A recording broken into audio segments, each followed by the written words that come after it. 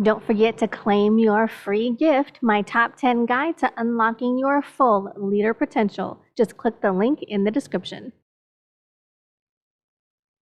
Hi there. Welcome back to the Oversight Global Transformation channel. My name is Angilie Kapoor. I am a leadership coach as well as the founder of Oversight Global. So in today's video, I want to share with you my personal story of being promoted to my first management position and the struggles that I faced throughout my management career. So whether you're a newly appointed manager or a manager who is currently struggling, this video is for you. Now, and in sharing my experience, I hope to help you to understand that becoming a successful leader requires a journey of transformation. But before we dive in, here's what you can expect from this video. Now, first, I'll be sharing my personal story about my struggles in my first management role. Second, we'll dive into the difference between being a manager and a leader. And then third, we'll discuss the leadership transformational journey and what that means for aspiring leaders. And then finally, we'll wrap it up with some introspection on which path you should choose for yourself, being a manager or transforming into a true leader. Now, without further ado, let's go ahead and get started. Now, when I was first promoted to my first management position several years ago, I was absolutely thrilled, as I'm sure you can relate, as it's likely you had a similar experience in receiving your first management position. Now, I was excited for my breakthrough role and the opportunity. I was excited at the possibilities and was super ambitious in what goals I wanted to achieve in my new role. Now, I actually received my first management position 6 months shy of graduating with my degree in healthcare administration and healthcare management. I thought that being a fresh graduate would prepare me for anything that came my way in my new role. I thought that I was well equipped to handle any management position that came my way, but unfortunately, I was quickly proven wrong. I was soon to discover that reality was much more different from the theoretical concepts that I had learned in the classroom. I felt overwhelmed, confused, and lost in my new management role. I struggled to find my footing and often questioned if I was cut out for my new position. It was really new territory for me finding myself feeling this way, as typically in the past, when I went into a new position, yes, there was always some time of adjustment, but I always quickly figured things out.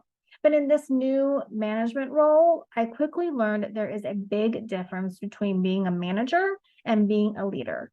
Yes, such a position gives you authority, but it doesn't give you respect or influence, which are critical to being effective, high performing, and a high producing and resulting manager. Now, despite my own opinion of how I was doing in my management role, I must have been doing something right because it wasn't even a full year of being in that position that I received another management promotion. Now, this trend actually continued for several more promotions and positions, but with each promotion I got, I continued to face similar challenges as I did in my first management role. I found that simply being promoted continuously to positions of authority did not make me a leader. I realized that a title or a position does not automatically mean you are a leader.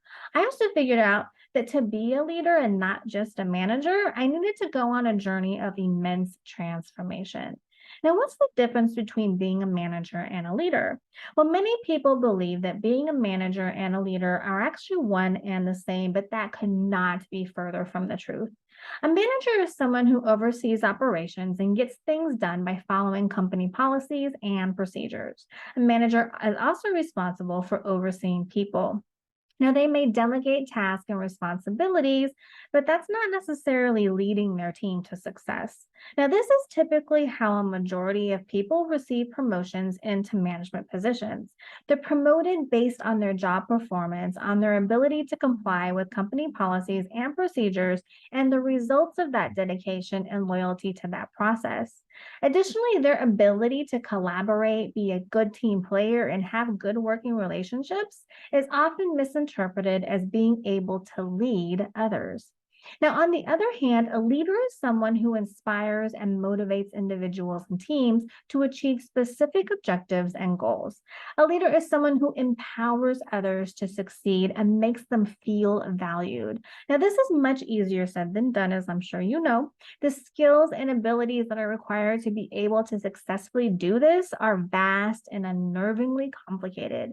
It requires a shift in awareness, perspective, and approach that isn't easily learned, much yet mastered. Now, another significant difference is that managers are very inwardly focused because they have a lot of fears and anxieties internally that they're dealing with, from the constant stress and overwhelm that we have, to communication breakdowns, to anxieties, to handling conflicts and difficult conversations. I mean, the list goes on and on and on.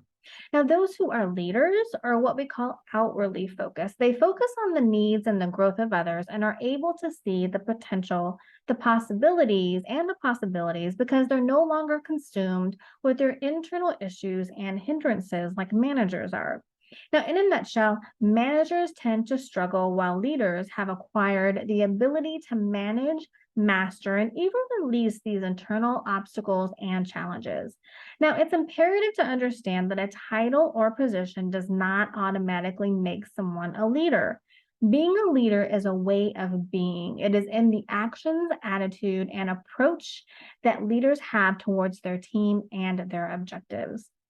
Okay, so time for a quick break before we move on to the leadership transformation journey and what that means for aspiring leaders. So, if you are finding this video helpful so far to your management journey, I'd love it if you would like, comment, and share. I'd also love to hear your thoughts on the topic. What is your current number one challenge that you are facing as a manager? Go ahead and comment below and let me know. Now, the journey of transformation into a leader. So, becoming a leader requires a journey of transformation. It's not a one size fits all approach, and there's no magic formula. However, there are some key things that you can do to begin to embark on this journey of transforming from a manager to a leader. Now, from my experience with my own leadership transformation journey and in helping other managers with their journeys as well, there are a number of components, is actually what I call them, to successfully embarking on this journey and becoming the visionary leader that you aspire to be. Now, I won't mention them all in this video because there are quite a few, but here are just a few of them to give you an idea. So, having a leader role clarity. Now, leader role clarity refers to having a clear understanding of what is expected of you and what responsibilities you have. Now, when you as a manager have a clear sense of your role, you can focus on your strengths and prioritize your actions, leading to increased productivity and better outcomes. Now, the importance of having leader role clarity cannot be overemphasized.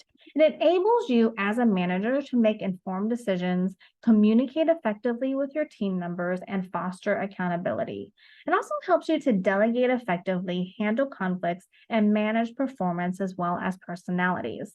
Now, without leader role clarity, you may feel overwhelmed, confused, and struggle to prioritize your actions. You also want to have a leader mindset. Now, to be an effective and confident leader, having a strong leader mindset is crucial. Leader mindset refers to the way that we think, feel, and believe about ourselves, our teams, and our goals. It encompasses our attitude, beliefs, and values, as well as our habits. Now, an abundant, positive, and growth mindset is essential in being a leader because it helps us to overcome our inner critic, our limiting beliefs, and imposter syndrome, as well as some other stuff that we deal with. A leader who possesses a positive mindset focuses on possibilities, potential, and opportunities. Having a growth mindset also enables a leader to always be learning, improving, and evolving. Now, such mindsets help leaders to embrace change, take calculated risks, and see failures as learning opportunities rather than setbacks. Another component is having an awareness of the 5 core human components and understanding the mind-body connection. Now, pivoting my perspective on self-care and making myself a priority was a real game changer for me as a struggling manager. Now, coming to understand that in order to give your best to your team and organization, you have to first be at your best was game changing. Now, when you're not putting yourself first, you're really operating on empty as a manager. Learning about the five core human components and the mind body connection really brought this into perspective for me. Being a manager is about managing tasks and people, but being a leader is about understanding the human experience. And to be effective, confident, and thrive as a leader, it's crucial to be aware of the five core human components, which are physical, mental, emotional, energetic, and spiritual. Now, these components are all interconnected, and understanding the mind body connection is essential to achieve a balance between your personal and professional life, as well as having a better understanding of your staff, as well as how to lead your team more effectively. Another component is having the ability to create empowering rituals. Now, one of my biggest aha moments that really started to propel my transformation into becoming a phenomenal leader was when I realized that there was one specific commonality among the most successful people all around the world. They all have an empowering morning routine. Now, this is when I learned that having the ability to create empowering rituals is essentially the art of being intentional with your daily routine. It's about identifying the rituals that make you feel confident, focused, and inspired, and then creating a routine that incorporates these habits into your day to day life. Now, by doing so, you can cultivate an environment that supports your growth and empowers you to be successful. Creating rituals that support your growth helps you to build your confidence and gives you a sense of purpose. Now, when you have a routine in place that makes you feel good, you're more likely to approach each day with a sense of enthusiasm and purpose, knowing that you're setting yourself up for success. Additionally, by intentionally creating rituals that support your growth and productivity, you're better able to manage your time and stay focused on your goals. Another component is establishing your leader identity. Now, when I first learned about leader identity in my leader transformation journey, it really helped me come into my own, firstly as a manager and then ultimately as a leader. And how me to become my authentic self and allow me to stop trying to live up to others' expectations of the kind of manager I should be or what I should be doing as a manager. It really allowed me to establish who I wanted to be as a manager as well as a leader, how I wanted to lead, and the impact that I wanted to have on my team. Now, establishing your leader identity is crucial to be successful in being effective, confident, and thriving.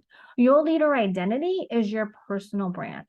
It's how you act, what you say, how you respond, what type of energy you have or put out there. It's your demeanor, your attitude, and your presence as a leader. Your leader identity is what sets you apart from other managers and leaders, and it's how you bring your unique value and perspective to your role.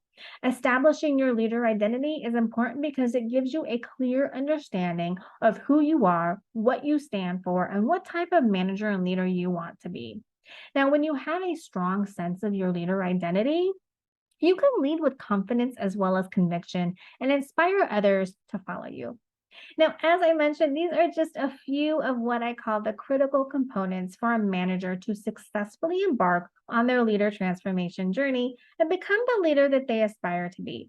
Now, if you'd like to learn more, be sure to grab your copy of my top 10 guide to unlocking your leader's potential. And in it, dive deeper into these components that I just talked about, as well as share some more components in depth with you. So just click the link in the description below to claim your copy and start embarking on your journey to becoming a leader. So lastly, it's important to ask yourself if you want to be a leader or a manager. As we've been discovering in this video, there is a difference.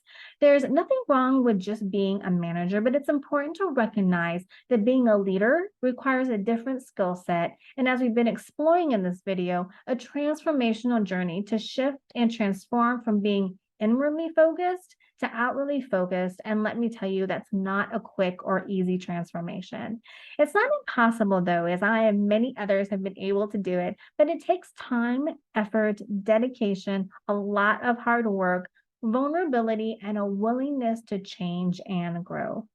So if you want to become a leader, you need to be willing to put in the work. You need to be committed to personal growth and development, and you need to be passionate about inspiring others towards success. So I encourage you to ask yourself, do you want to be a manager or do you want to be the leader? And ultimately, the decision is yours.